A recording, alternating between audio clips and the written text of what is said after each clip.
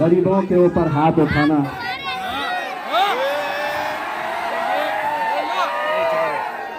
किसी कमजोर के ऊपर, किसी मजबूर, किसी गरीब के ऊपर हाथ उठाना मर्दानगी नहीं होती है।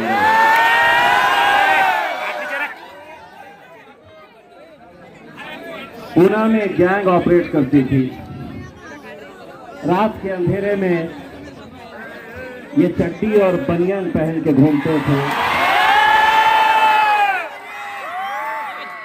रात के अंधेरे में मुंह पे कपड़ा लगाकर, हाथ में हथियार लेकर ये गैंग लोगों को लूटने का काम करती थी।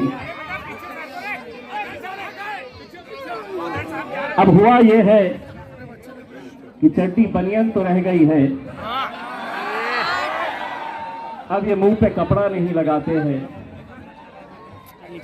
ये दिन दहाड़े विधानसभा के अंदर अपनी गुंडागर्दी दिखाते हैं।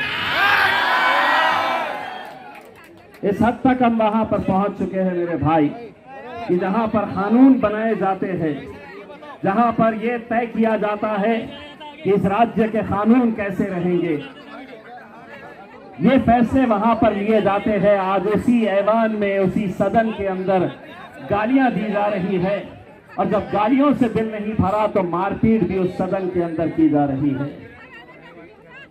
आप किसी गरीब के ऊपर हाथ उठाकर ये समझ रहे हैं कि मैं बहुत बलवान हो गया हूं,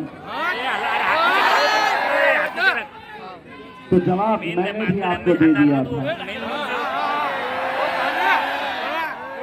और आज इस सरजमीन ने बुलडाना पे खड़े होकर मेरी माएं और मेरी बहनें, मेरे बुजुर्गों और मेरे नौजवानों की दुआओं के साथ, उनकी हिम्मत और उनके ताकत के साथ मैं एक पैगाम उन तमाम नेताओं को देना चाहता हूं जो आज इस अकड़ के अंदर है कि हमारा कोई कुछ बिगाड़ नहीं सकता है, हम किसी के ऊपर भी हाथ उठा सकते हैं।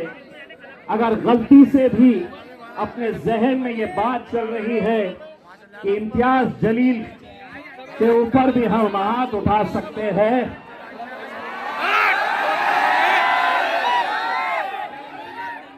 तो जवाब पहले वहां से देकर गया था।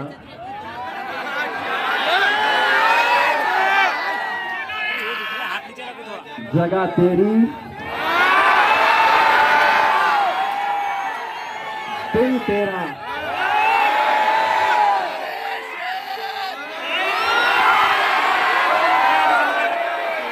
वक्त भी तेरा, बोल कहाँ आना है। और ये सिर्फ किसी एक नेता को कह रहा हूं ऐसा नहीं है। ये समझ रहे हैं हमारी हुकूमत है, हम कुछ भी बोलेंगे और ये सुनना पड़ेगा इन लोगों को। बहुत सुन चुके हमने, बहुत सुन चुके हमने।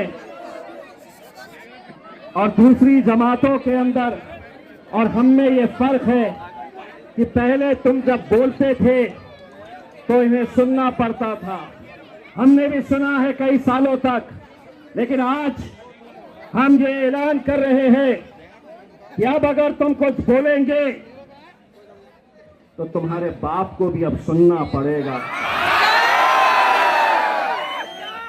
वो दौर गए हैं कि जब तुम बोलते थे हम सुनते थे, अब हम बोलेंगे और तुम्हारे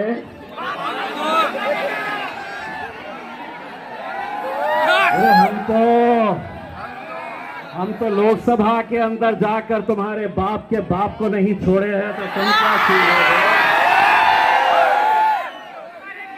हिम्मत लगती है कि अमित शाह की आंख में आंखें डालकर बोलने की अगर हिम्मत किसी ने सिखाई तो मेरे खायाज ने सिखाया। चिल्लर चल्लर गली के नेता